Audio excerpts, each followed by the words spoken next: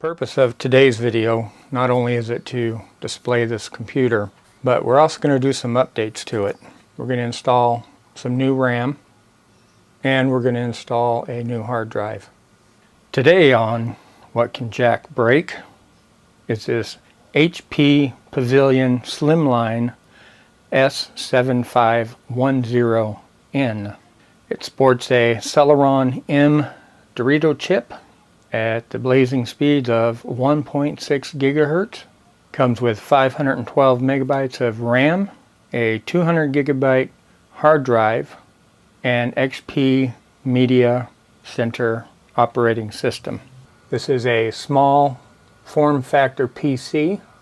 It is really tiny, and that was one of the reasons why I picked it up. I like the size.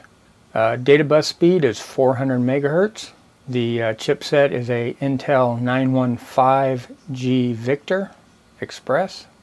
It is a socket 479. Does it have L2 cache? You bet. 1 megabyte. For storage, it has a SATA 150. Well, that's the bus speed. The actual hard drive in there is a little faster. I think the hard drive is 6 gig.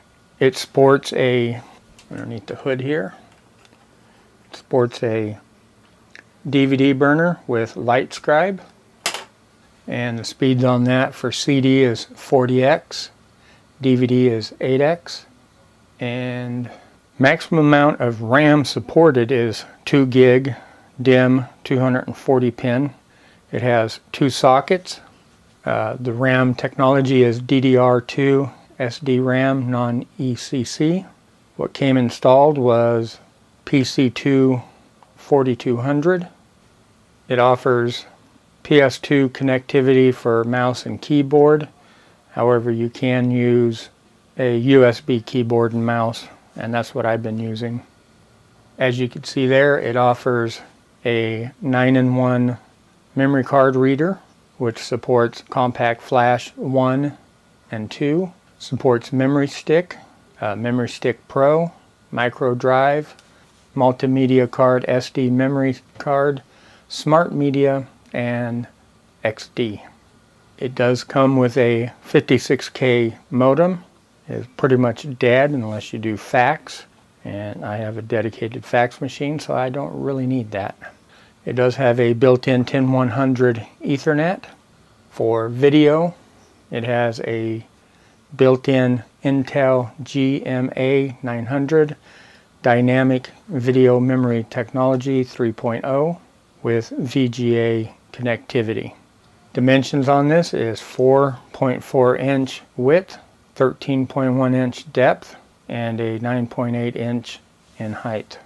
Has built-in HD audio sound card, and it weighs just a little over 14 pounds.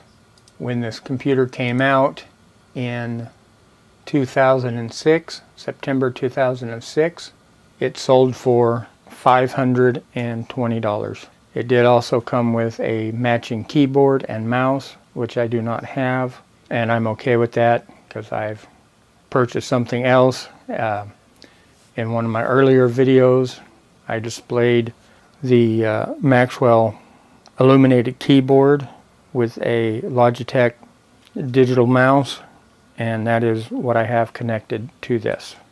Looking here on the back, you see that we have our AC outlet, power supply, our PS2 keyboard and mouse, digital output, audio output, our VGA output.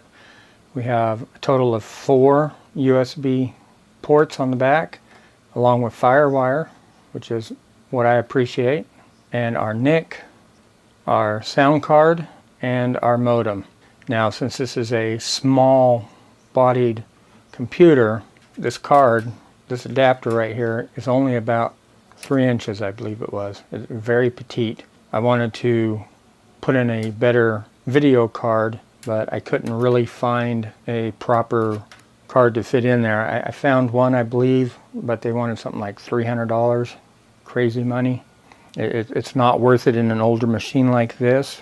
I picked this up at my local secondhand store, and I only paid $10 for it. Couldn't go wrong. One thing I mentioned I appreciated was the fact that it has this this FireWire on it. I bought this computer and another computer for the sole purpose of my vintage camera collection. Some of the software does not really work on Windows 7 or anything above XP. Some of it don't even work above 98. So this is the purpose behind this purchase of this computer, along with another computer that I'll show in a future video. Here on the front we have our HP badge, we have our memory card input, a second USB, or not a second, but a front panel USB jack, headphone jack, our eject button for the CD player, and underneath the button, this big long gap here actually serves as the hard drive activity light, which you can see marked right there, but it pretty much illuminates that whole thing. And here we have the power button. There is no reset button on this computer, unfortunately.